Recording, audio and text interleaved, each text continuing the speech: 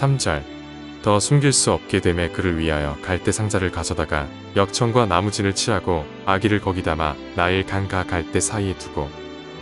25절. 하나님이 이스라엘 자손을 돌보셨고 하나님이 그들을 기억하셨더라. 네, 계속해서 우리 출애굽기 2장 말씀 함께 살펴보겠습니다.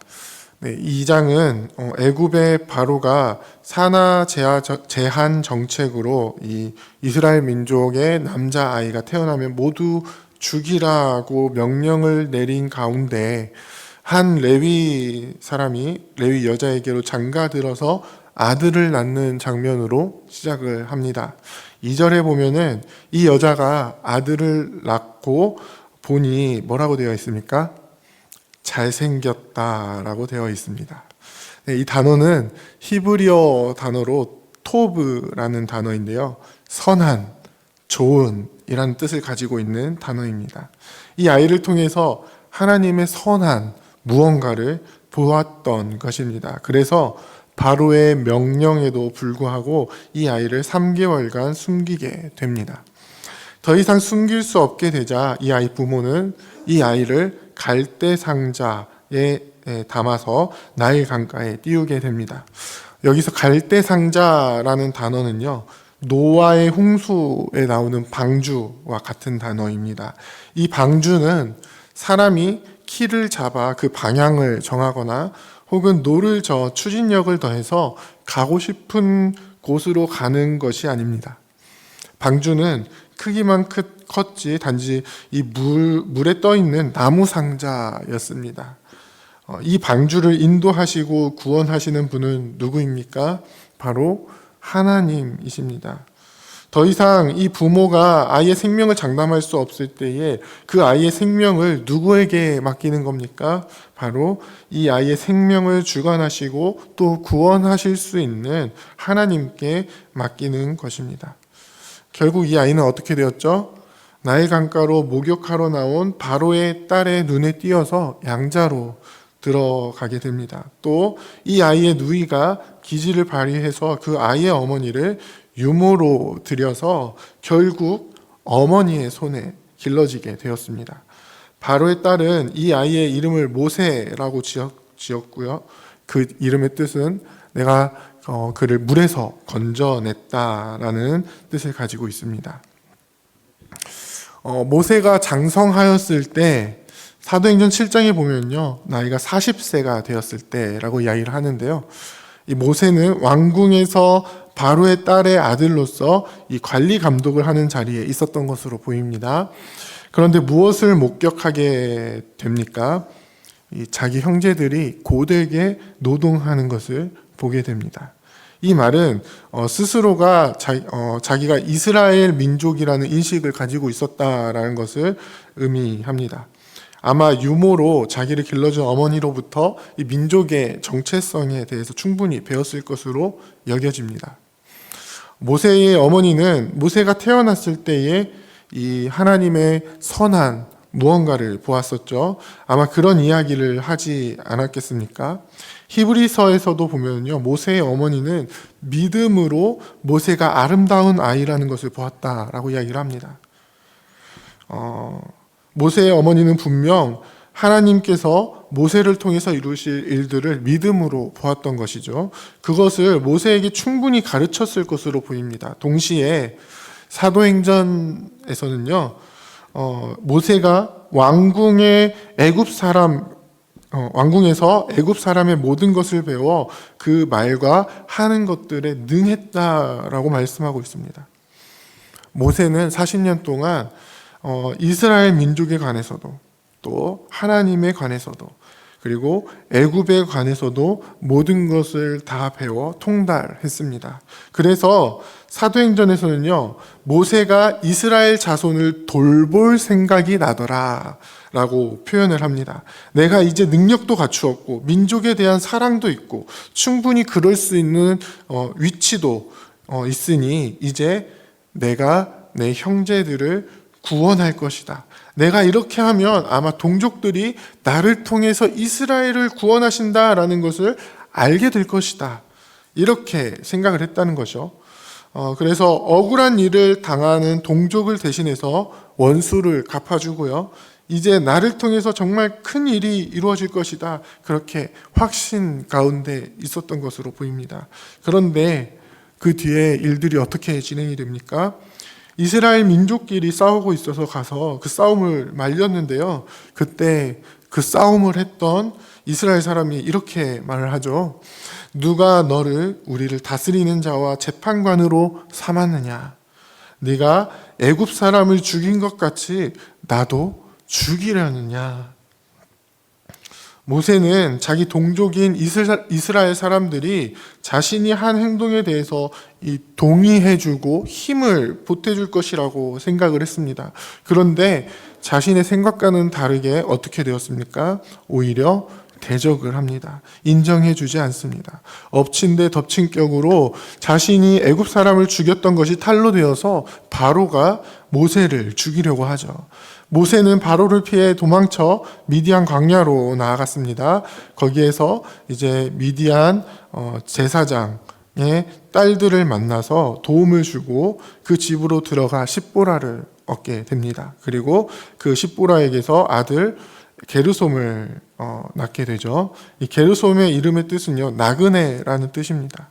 자신의 인생을 주체적으로 살아가는 것이 아니라 미디안 광야 변두리에 잠시 머물러 가는 인생이라고 생각한 듯 합니다. 사도행전에서 보면요, 이 일들을 40세에 도모했다가 도망쳐서 미디안 광야에서 40년간 지낸 것을 알 수 있습니다. 오늘 본문의 상황만 보면요, 이렇게 모세의 일대기가 저물어 가는 것처럼 보입니다. 그런데 2장 후반부에 보면은 아주 중요한 말씀이 기록되어 있습니다. 무엇이죠? 23절에 보면요, 여러 해 후에 애굽 왕은 죽었고 이스라엘 자손은 고된 노동으로 말미암아 탄식하며 부르짖으니, 그 소리가 하나님께 상달되었다라고 합니다. 그리고 24절에 보면요, 그 소리를 들으시고 하나님이 아브라함과 이삭과 야곱에게 세운 그 언약을 기억하사, 25절에 보면요, 하나님이 이스라엘 자손을 돌보셨고 그들을 기억하셨더라. 사랑하는 부평교회 성도 여러분, 우리는 지금 어떤 모습으로 신앙생활을 하고 있습니까? 내가 내 능력으로 무언가를 이룰 수 있다 여기면서 혹시 혈기가 넘치는 모습으로 사역을 하고 있지는 않으십니까? 내가 이 정도의 능력을 가지고 있으니까 이제 우리 교회 좀 돌봐 볼까 하는 마음으로 임하고 있지는 않으십니까? 혹시 내 혈기로 사역을 하다가 내 뜻대로 되지 않아서 저기 어디 변두리로 나가서 이 교회에서는 내가 할 일이 없어 라고 생각하며 무기력하게 지내고 있지는 않으십니까? 하나님께서는 우리를 향해서 선하신 뜻을 가지고 계십니다. 하나님은 우리를 통해서 분명 하나님의 크고 놀라운 일들을 이루실 것입니다. 우리의 삶을 인도하시고 또 구원하는 하나님이심을 우리의 삶 가운데 분명하게 나타내실 것입니다. 그렇다면 우리는 어떻게 해야 하겠습니까? 처음에 모세의 어머니가 모세를 이 갈대 상자에 담아서 나일강에 띄었다라고 이야기를 했습니다. 그러면서 이 갈대 상자, 방주에 관한 이야기를 제가 어떻게 했냐면요, 내가 핸들을 잡고 방향을 정하거나 노를 저어서 추진력을 얻어 내가 가고자 하는 곳으로 가는 것이 아닌 철저하게 하나님이 그 키를 잡으시고 하나님의 뜻대로 이끄시는 것이다 라고 이야기를 했습니다. 모세가 어머니에 의해서 갈대 상자에 담겨 나일강에 띄어졌을 때에 그의 삶은 누구의 손에 붙들려 있던 것입니까? 바로 하나님입니다. 그가 많은 것을 배워서 하나님도 알고 이스라엘 민족에 대해서도 알고 애굽의 모든 것들도 다 안다고 해서 내가 내 뜻대로 이스라엘을 구원할 크고 위대한 일들을 할 수 있는 것이 아닙니다.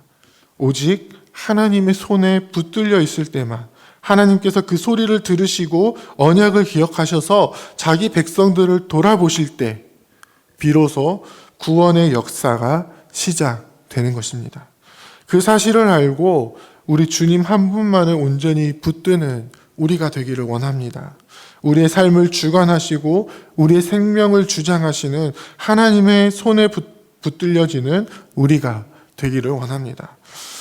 우리 교회는 지금 이제 2024년을 마무리하고 또 2025년을 준비하는 그런 과정 속에 있습니다. 각자에게 맡겨주신 달란트를 살펴보고 어떤 사역들을 우리가 하게 될지 그것들을 이제 지원을 하면서 그런 준비의 시간들을 갖고 있는데요.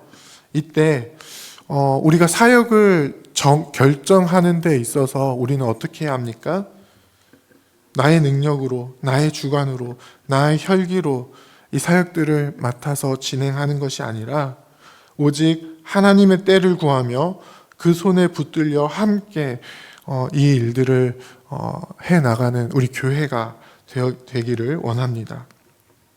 그래서 우리의 부르짖는 소리를 들으시고 현재 우리가 어떤 상황에 처해 있는지 하나님께 날마다 기도로 나아가며 그래서 그 소리를 들으시고 우리를 돌아보시는 하나님의 그 역사하심을 우리가 경험하게 되기를 원합니다.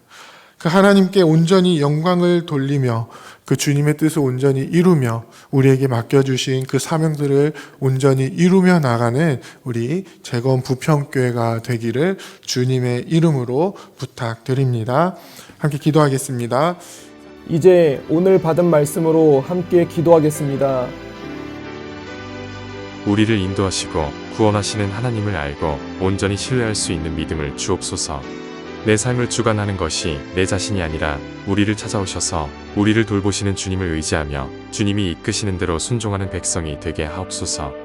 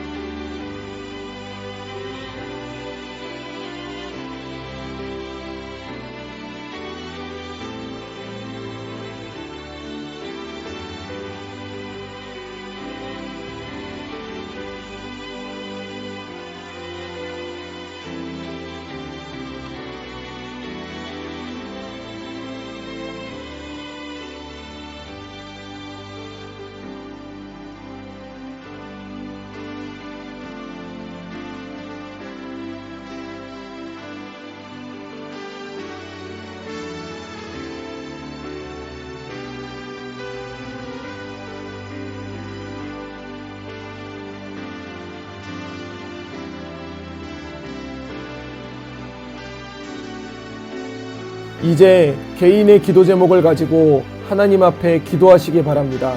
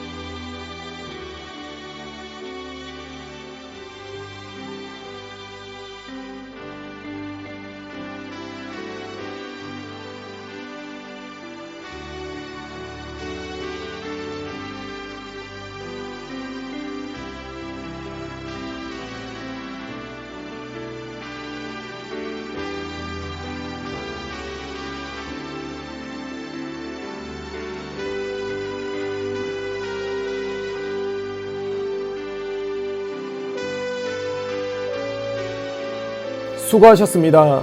오늘도 하나님의 인도하심 가운데 승리의 하루를 보내시는 우리 재건부평교회 모든 성도님들이 되시기를 주님의 이름으로 축복합니다.